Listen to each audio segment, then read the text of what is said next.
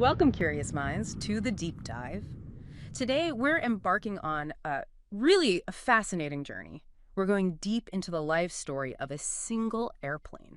Yeah, think of it like the most detailed medical record you could imagine. Exactly, but for an aircraft, Hmm? documenting every checkup, every little repair, every, major upgrade right from when it left the factory. That's exactly right. We're taking a deep dive into these meticulously kept logbooks of a Piper PA-46-500TP.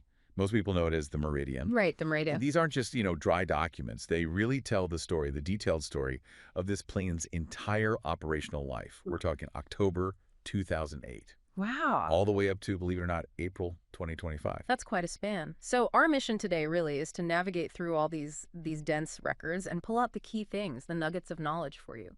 We want to show what it actually takes to keep a complex machine like this flying safely, up to standard, compliant with all those regulations. It's a lot. It is. We'll trace it from day one through big upgrades, even a change in its identity. So yeah, let's unpack this history. Okay, so what do we start? The beginning, naturally. This aircraft, its serial number is 4697375, rolled off the line at Piper Aircraft in Vero Beach, Florida. Huh? And its first registration number, its initial identity, was N375SE. N375SE, got it. And right away on those first pages, something jumps out, doesn't it? The Uh, seriousness. oh, yeah, that big notice. Right. Making false entries in this book is a violation of government regulations and punishable by civil penalty. That really tells you something. It absolutely does. It underscores the gravity, the responsibility behind every single entry in these logs. No room for error. Sets the tone. Completely. And the initial details, I mean, they're exhaustive. This Meridian, it was painted first star white and silver blue, met dot Columbia blue pearl. Huh. Specific. Very.